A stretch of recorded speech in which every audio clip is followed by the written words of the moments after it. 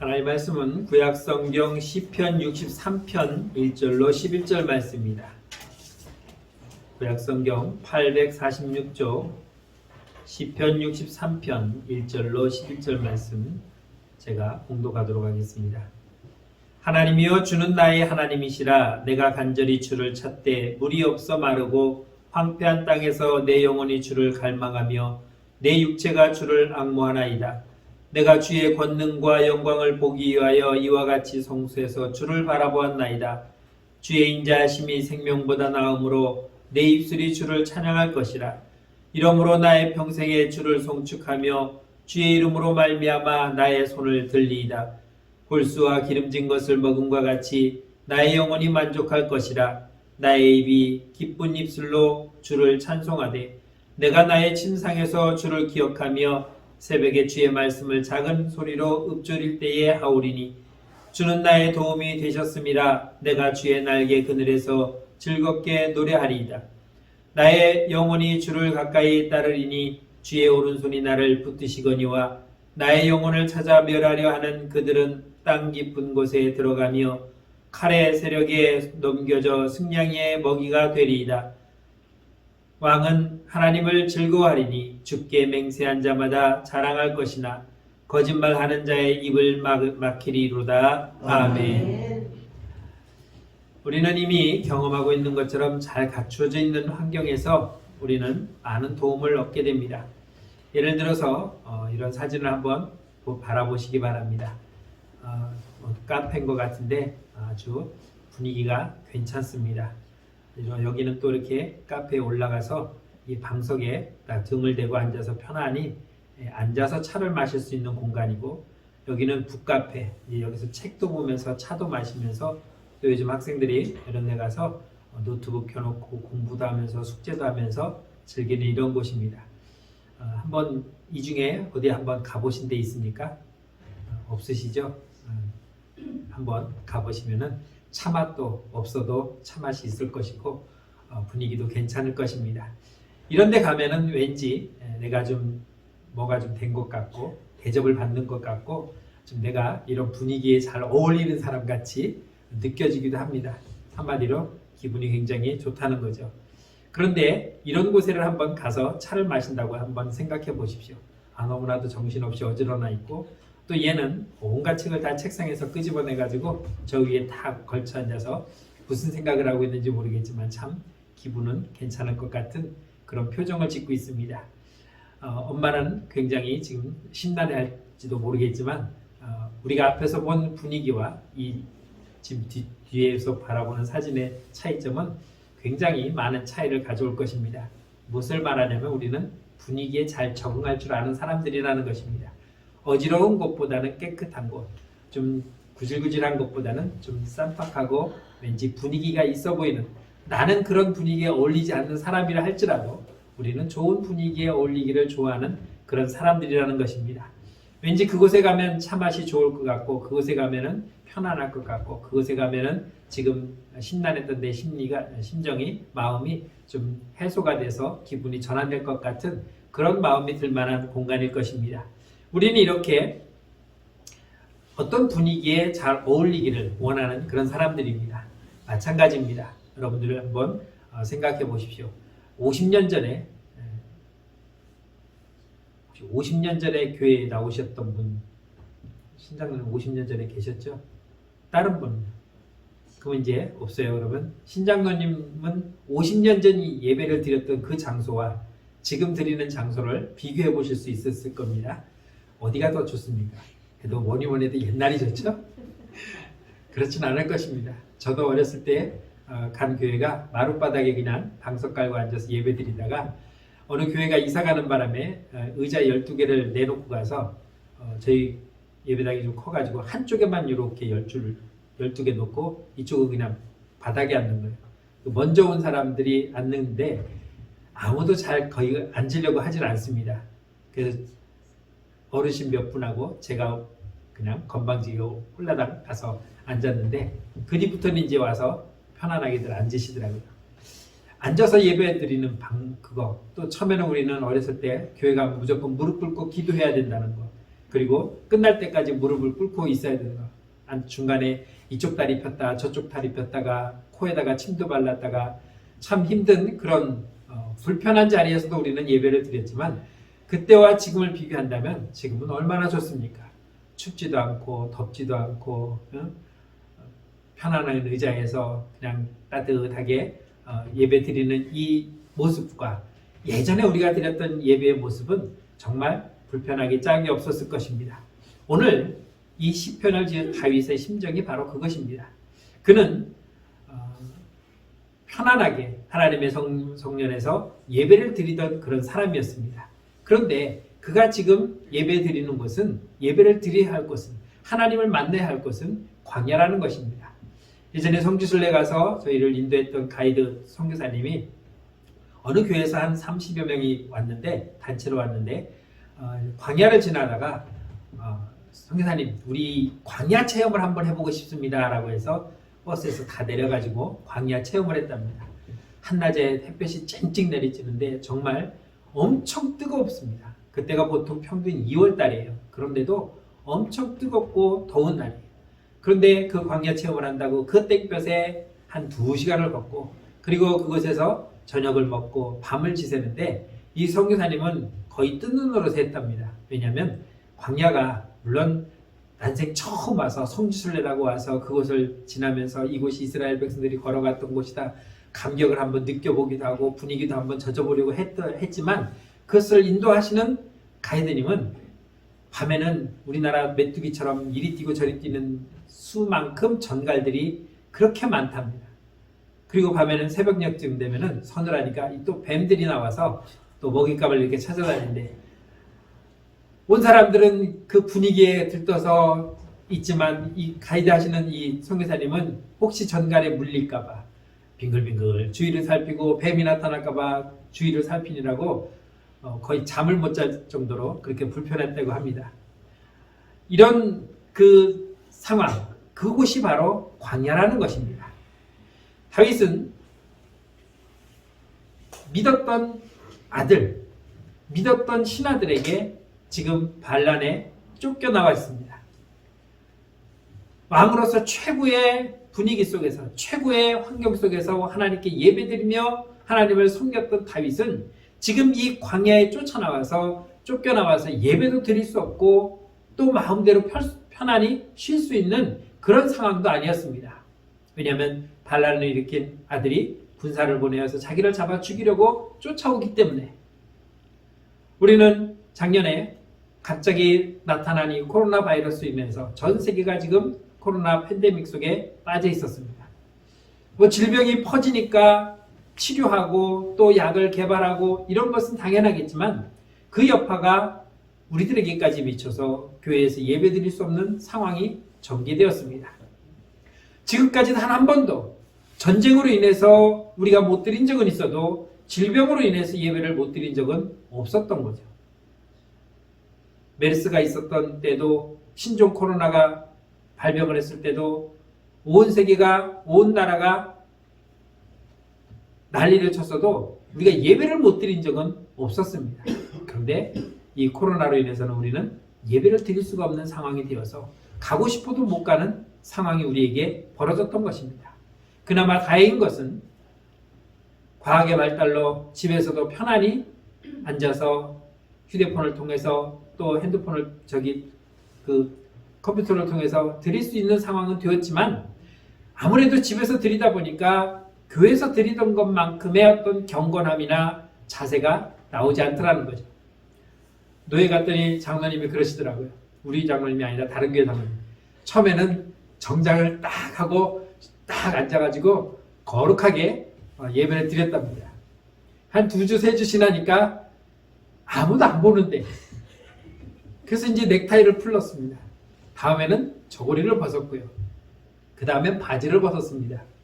꾀를 벗었다는 것이 아니라 그냥 편안한 추리닝 바지나 집에서 입는 옷, 티셔츠에 보는 사람 없으니까.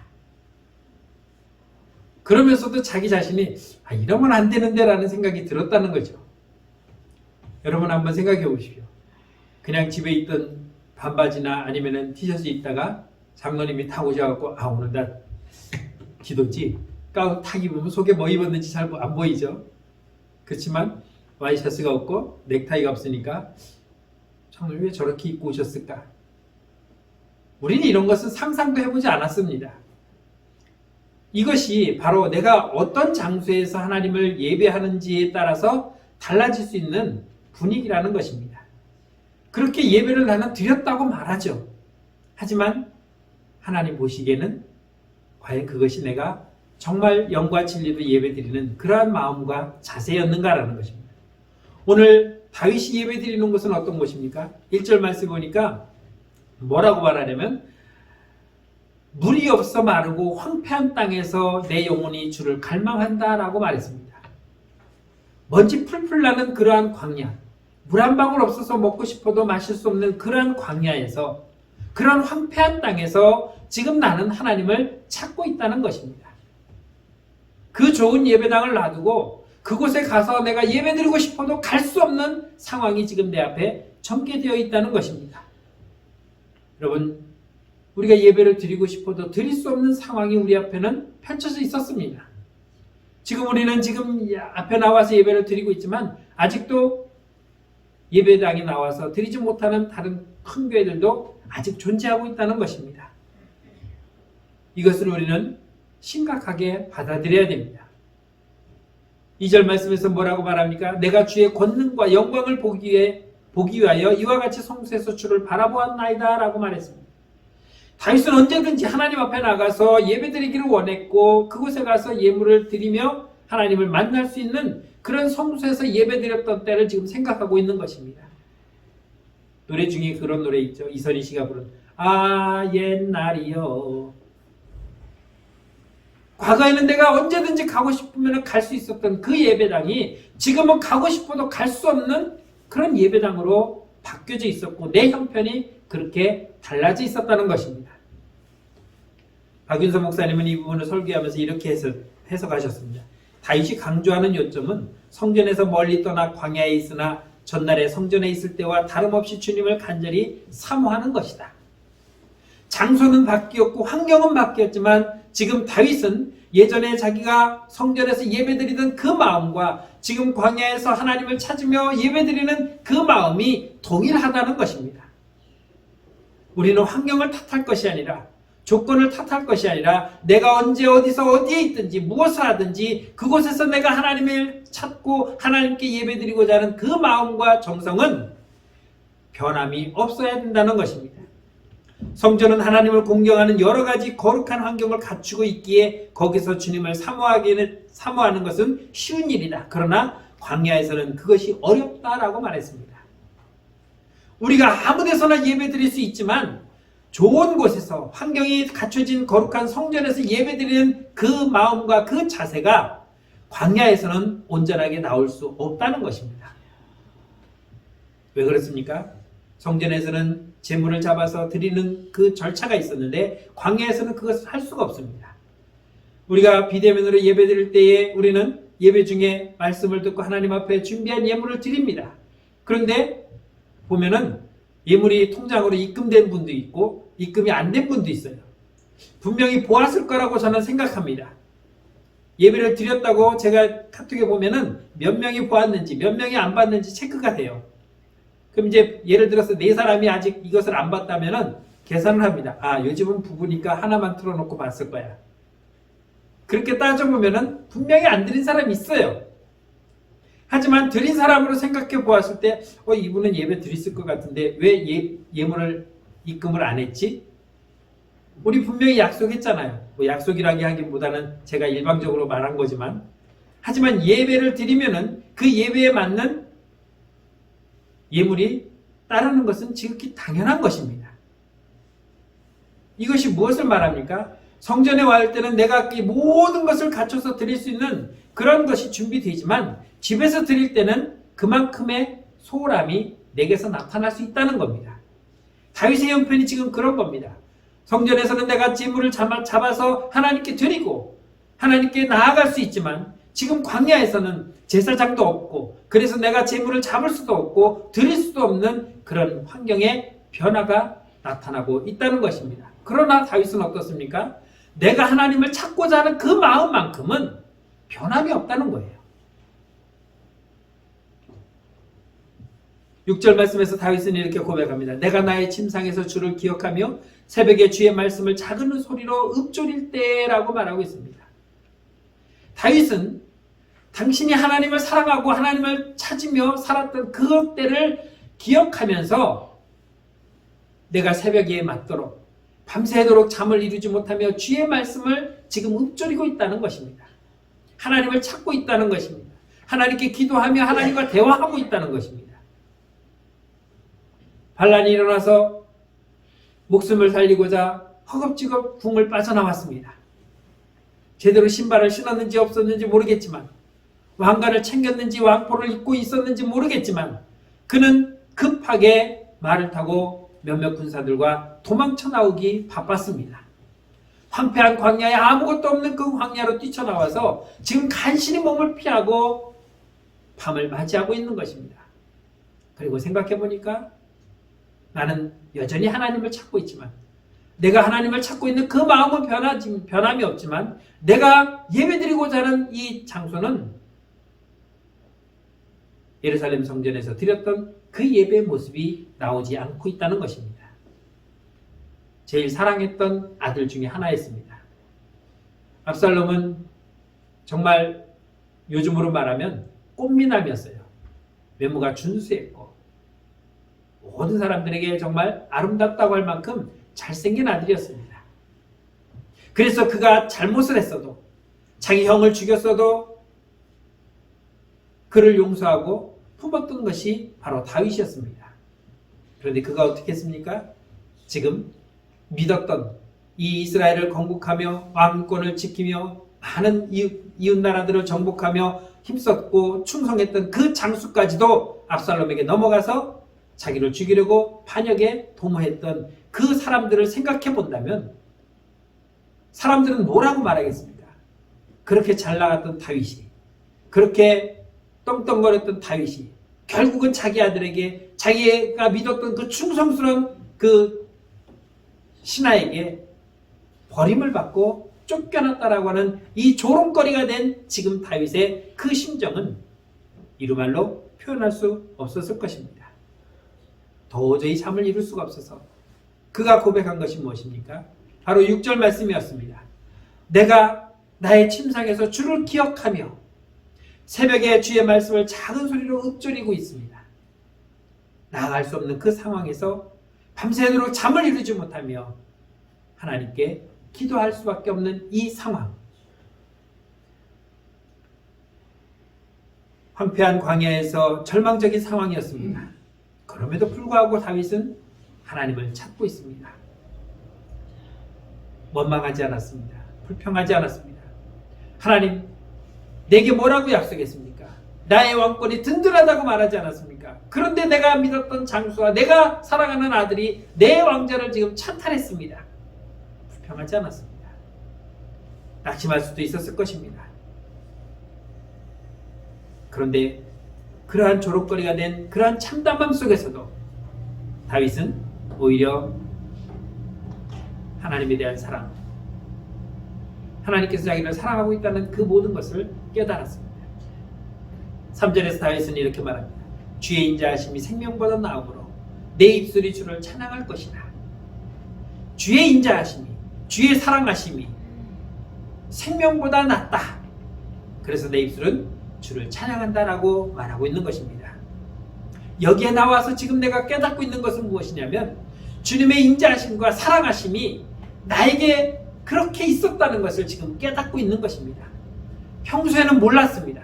하나님이 나를 사랑하고 있는지, 하나님이 어떤 분인지, 얼만큼 나를 위하고 계시는지 잘 몰랐는데 여기 와서 보니까 하나님이 여전히 나를 사랑하고 있다는 것, 그의 인자하심이 여전히 나를 바라보고 있다는 것을 깨달아서 그것이 지금 내가 갖고 있는 이 생명보다 더 낫다는 것을 비로소 깨달은 것입니다. 그래서 이렇게 고백하는 겁니다. 주님의 인자하심이 내 생명보다 귀한 것인 줄을 내가 이제 깨달았습니다. 지금 내 생명이 위태롭고 내가 내 자리가 지금 쫓겨난 이 상황이지만 비록 물이 없는 이 메마른 황폐한 광야에 내가 지금 쫓겨나와 있지만 그럼에도 불구하고 내가 주님을 찾으며 주님을 바라볼 수 있도록 여기까지 나를 사랑하시고 인도하신 하나님을 바라보니까 이 생명과는 비교할 수 없을 만큼 주의 인자하심이 크다는 걸 내가 깨닫습니다라고, 그래서 나는 지금 하나님을 찬양하며 하나님을 예배하며 주의 이름을 부릅니다라고 고백하고 있는 것입니다. 주의 인자하심, 히브리 원어로는 헤세드라고 말하는데 이 말은 사랑을 표현합니다. 그런데 남녀간의 사랑에서는 이 헤세드라고 하는 말을 사용하지 아니하고 오직 하나님의 사랑, 하나님의 인자하심에 바로 이 헤세드라는 말을 사용하고 있는데, 이 말은 무엇이냐면 하나님은 인자하신 분이다, 하나님은 긍휼하신 분이다 라는 것을 표현합니다. 그러면 다윗이 깨달은 이 주의 긍휼하심, 이것은 무엇일까요? 그의 인자하심이 무엇일까요? 그것은 성경에서 보면은 시편 103편 17절에서 이렇게 말씀합니다. 여호와의 인자하심은 자기를 경외하는 자에게 영원부터 영원까지 이르며 라고 말하고 있습니다. 주의 인자하심은 영원하다는 것을 우리에게 말하고 있습니다. 영원부터 영원까지, 언제 시작되었는지 모르겠지만 언제 끝날지도 모르는 그러한 영원부터 영원까지 그의 주의 인자하심은 나를 향하고 있다는 것을 고백하고 있습니다. 이것을 누구에게 줍니까? 하나님을 찾고 예배하는 자에게, 하나님의 부르심을 받아 구원받은 저와 여러분들에게 하나님은 우리에게 인자하심으로 말씀하고 있는데, 그것은 영원전부터 영원까지 지속된다고 말하고 있습니다. 다시 말하면 주의 인자하심이 나를 향해서 단 하루도, 단 한 시간도, 단 1분 1초도 멈춘 적이 없었고, 하나님은 계속해서 나를 사랑하시고 나를 긍휼히 여기시며 나를 바라보고 있었지만, 내가 느끼지 못한 이유는 내가 하나님을 바라보지 않았기 때문에, 그때는 내가 주의 인자하심을 느끼지 못했지만 이제 다시 바라보니까 주의 인자하심은, 주의 그 긍휼하심은 계속해서 나에게 주어지고 있었는데 내가 그것을 깨닫지 못하고 있었구나 라는 것을 지금 다윗은 고백하고 있는 것입니다. 주의 인자하심은 변함없습니다. 영원토록 우리를 향하고 있다는 것을 믿으시기를 주의 이름으로 축원합니다. 내가 실패하고 내가 넘어져도, 내가 깊은 수렁에 빠져 절망에 있었을 때도 주님은 여전히 나를 바라보고 계셨던 것입니다. 두 번째로 주님은, 주의 인자하심은 우리를 진멸하지 아니하신다라고 말씀하고 있습니다. 여러분, 진멸이 뭡니까? 살아있는 모든 생물은 다 죽이는 것입니다. 예레미야가 3장 19절로 23절에서 이렇게 말씀합니다. 내 고초와 재난 곧 쑥과 담즙을 기억하소서. 내 마음이 그것을 기억하고 내가 낙심이 되구나. 이것을 내가 내 마음에 담아두었더니 그것이 오히려 나의 소망이 되었사옵니다. 여호와의 인자와 긍휼이 무궁하심으로 우리가 진멸되지 아니함이니라. 이것들이 아침마다 새로우니 주의 성실하심이 크시도이다 라고 말씀하고 있습니다. 주의 인자하심은 영원하다고 말하고 있습니다. 그리고 그것이 우리에게서 진멸되지 아니하신다라고 말씀하고 있는 것입니다. 때로는 우리는 불순종하기도 합니다. 때로는 우리는 하나님 앞에 범죄하기도 합니다. 그러나 그럴 때마다 하나님이 진노하시고 그럴 때마다 우리를 심판하셨다면 지금까지 살아있는 사람은 단 한 사람도 없을 것입니다. 단 한 사람도 하나님의 나라를 소망할 수 있는 사람은 없었을 것입니다. 그가 모세라 할지라도, 그가 아브라함이라 할지라도 그들은 그때 범죄하였을 때 이미 진멸되고 없었을 테니까요. 다시 말하면 이 땅에는 지금까지 사람이라는 사자에 씨가 없었을 것이다 라고 말할 수 있는 것입니다. 그런데 어떻습니까? 하나님은 우리가 불순종하더라도, 우리가 범죄하더라도 하나님은 인내하시고 참으시며 그의 인자하심으로, 그의 자비로우심으로 우리를 용서하시고 우리를 기다리셨던 것을 고백하고 있는 것입니다. 그럼에도 불구하고 우리는 이렇게 하나님의 말씀에 불순종하며 또 살아갈 것입니다. 그럼에도 불구하고 하나님이 우리를 지키시고 인도하시는 그 이유가 무엇입니까? 바로 우리를 하나님이 택하셨기 때문입니다. 우리가 하나님을 택한 것이 아니라 하나님께서 우리를 택하셨기 때문에 하나님은 참고 인내하며 우리의 잘못을 용서하시고 감싸주시며 보호해 주시고 있는 것입니다. 그런 우리에게 이제 하나님이 바라시는 건 무엇입니까? 바로 회개입니다. 오늘 요엘서 2장 13절에서 뭐라고 말씀하시냐면 너희는 옷을 찢지 말고 마음을 찢고 너희 하나님 여호와께로 돌아올지어다. 그는 은혜로우시며 자비로우시며 노하기를 더디하시며 인애가 크시사 뜻을 돌이켜 재앙을 내리지 아니하시나니라고 말씀하고 있습니다. 앞에서 두 가지 말씀드렸습니다. 주의 인자하심은 영원토록 변함이 없다고 말씀드렸고 또한 그 영원토록 변함없는 주의 인자하심은 우리를 진멸하지 아니하신다고 하셨습니다. 그러면 우리를 진멸하지 않기 위해서 하나님의 행하실 일은 무엇이냐면 우리로 하여금 회개하도록 하시는 겁니다. 우리가 우리의 죄를 자복해야 하나님은 그러한 진멸을 하지 아니하시고 우리를 영원토록 변함없이 지켜주신다는 것입니다. 뭐라고 말합니까? 너희는 옷을 찢지 말고 마음을 찢으라. 하나님 앞에 회개하러 나왔습니다. 예수님은 바리새인과 세리의 기도를 보시면서 누가 진정으로 기도한 자냐라고 물어보시면서 바리새인보다는 세리의 기도가 더 하나님 앞에 지실 때 회개였다라고 말합니다. 그들의 모습을 보십시오. 바리새인들은 옷을 찢 때 그냥 옷만 찢었습니다. 왜 또 하필이면 옷을 찢어야 돼? 이거 비싼 건데. 마음속으로 하나님 앞에 죄를 자복하기보다는 옷을 찢으면서 아까운 옷만 생각했습니다. 하나님 나의 죄를 용서하여 주시옵소서. 이게 얼마짜린데 산지 얼마 안 됐는데. 그러나 세리는 어땠습니까? 감히 하나님 앞에 나서지도 못하고 저쪽 구석에 몸을 숨기고 가슴을 치면서 하나님 용서해 주십시오. 나는 죄인입니다. 하나님 용서해 달라고 가슴을 치면서 회개했습니다. 옷을 찢는다는 것은 보여지는 것입니다. 옷도 찢으면 마음도 찢으면 얼마나 좋겠습니까마는 실질적으로 우리가 하나님 앞에 회개할 때에 옷은 잘 찢는데 마음은 그렇게 잘 찢지 못한다는 것입니다. 우리가 마음을 찢을 때에 하나님은 어떻게 대하십니까? 오늘 말씀해 보니까 그는 은혜로우시며 자비로우시며 노하기를 더디하신다라고 말씀하고 있습니다. 하나님은 은혜로우시며 자비로우셔서 우리가 지은 죄에 대해서 쉽게 노하지 아니하셔서 그 노하기를 더디하심으로 우리가 잘못한 것을 생각하고 회개할 때까지 기다리시기 때문에 우리를 진멸하지 아니하신다는 것입니다. 사랑하는 성도 여러분, 우리가 정말 옷을 찢을 일이 얼마나 많이 있습니까?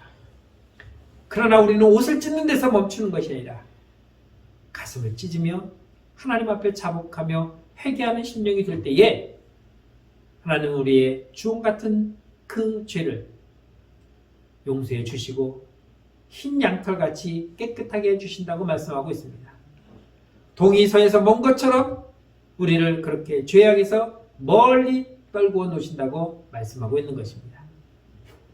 바울은 로마서 6장 23절에서 죄의 싹은 사망이라고 했습니다. 죄의 결과는 사망입니다. 우리는 그 사망을 벗어나기 위해서 주님이 우리에게 구원의 은혜를 베푸신 것입니다. 그렇게 회개한 우리의 그 죄를 주님은 용서해 하신다고 말씀하고 있습니다. 오늘 에베소서 2장 4절로 5절에서는 뭐라고 말씀하시냐면 긍휼이 풍성하신 하나님이 우리를 사랑하신 그 큰 사랑을 인하여 허물로 죽은 우리를 그리스도와 함께 살리셨고 너희는 은혜로 구원을 받은 것이니라 하고 말씀하고 있습니다. 주의 인자하심은 하나님의 풍성하신 그 긍휼하심은 죄와 허물로 죽은 우리를 살리셨다라고 말씀하고 있고 디도서 3장 5절에서는 우리를 구원하시되 우리가 행한 바 의로운 행위로 말미암지 아니하고 오직 그의 긍휼하심을 따라 중생의 씻음과 성령의 새롭게 하심으로 하셨나니라고 말씀하고 있습니다. 우리가 무슨 의로운 일을 했기 때문에 야, 너 잘했다. 내가 너를 그것으로 인해서 너를 구원해 주겠다라고 말씀하지 않는다는 것입니다. 우리는 그런 행위를 한 적이 없기 때문입니다. 우리가 헌금을 많이 했습니까? 주를 위해서 죽었습니까? 주를 위해서 의로운 일을 했습니까? 우리가 하나님 앞에 구원받을 만한 일은 그 어떠한 것도 없었습니다. 그냥 하나님의 무조건적인 은혜였습니다. 오늘 다윗은 광야에 쫓겨나서 하나님의 인자하심을 깨달았습니다. 그 인자하심은 영원토록 변함없다는 것이었고 우리를 진멸하지 아니하신다는 것이었습니다. 우리를 죄에서 회개케 함으로 말미암아 우리의 죄를 다 용서하신다는 그 하나님의 인자하심, 오늘 그것은 다윗은 비로소 광야에서 깨달은 것입니다. 어떠한 경우에도 우리를 버리지 아니하시는 것은 하나님께서 우리를 선택하셨고 우리를 살리기 위해서 하나님이 큰 일을 하셨습니다. 그것이 무엇입니까? 바로 십자가입니다. 하나밖에 없는 독생자 예수 그리스도를 이 땅에 보내어서 우리를 위해서 십자가에 못 박아 죽게 함으로 말미암아 우리를 구원하셨습니다. 주의 인자하심으로 말미암아 우리를 진멸하지 아니하시고 우리를 회개케 하심으로 그 죄를 사하시기 위해서 주님은 바로 예수 그리스도를 십자가에 못 박아 이 일을 행하신 것입니다. 우리는 그러한 하나님을 맞이하고 있는 것입니다. 내가 어떠한 범죄를 저질러도 어떠한 불순종을 행하더라도 하나님은 참으시고 인내하시면서 너 그거 잘못한 것이다. 그러니 회개하라고 우리에게 깨닫게 하시고 그로 말미암아 우리의 옷뿐만 아니라 가슴을 찢으며 주 앞에 회개할 때에 그래 너의 그 회개를 내가 받아주겠다. 내가 그렇기 위해서 예수 그리스도의 십자가에 못 박아 죽게 한 거 아니야. 그러니 걱정하지 말라고 우리에게 위로하시는 것입니다. 주의 인자하심이 생명보다 나음으로 내 입술이 주를 찬양한다고 다윗은 오늘 고백하고 있습니다. 사랑하는 성도 여러분, 우리는 그냥 입술로만 주님은 인자하십니다. 주님은 사랑이 많으십니다라고 말할 것이 아니라 주님의 인자하심이 어떤 것인지, 왜 주님의 인자하심이라고 말하는 것인지, 그 인자하심이 도대체 나와 무슨 상관이 있는지, 나에게 어떻게 다가왔는지를 우리는 오늘 분명히 깨달아야 할 것입니다. 그러므로 말미암아 영원토록 나를 인도하시는, 변함없이 나를 용서하시는, 그리고 끝까지 나를 주님의 나라로 인도하시는 그 하나님의 사랑을 기억해야 할 것입니다. 우리 다 같이 이 시편 63편 3절 말씀을 같이 봉독하고 말씀을 맺겠습니다. 주의 인자하심이 생명보다 나음으로 내 입술이 주를 찬양할 것이다. 아멘. 기도하겠습니다. 참 좋으신 하나님, 은혜를 감사합니다. 우리를 사랑하시고 우리를 구원하시기 위해서 주의 인자하심을 우리에게 보여주셨습니다. 그 인자하심은 영원토록 변함없는 인자하심이었고 그 인자하심은 우리를 죄에서 구원하시기 위해서 당신의 독생자 예수 그리스도를 십자가에 못 박아 죽게 함으로 우리를 회개케 하셔서 우리를 구원하셨던 것을 기억합니다. 오늘 다윗은 그 인자하심을 깨달아서 생명보다 낫다고 입술로 주를 찬양했습니다. 우리도 이 시간 주님의 그 인자하심을 나의 생명보다 나음으로 주의 이름을 찬양한다고 우리가 고백하며 나아가는 믿음의 성도들이 되게 하여 주옵소서. 예수님의 이름으로 감사하며 기도드렸습니다. 아멘.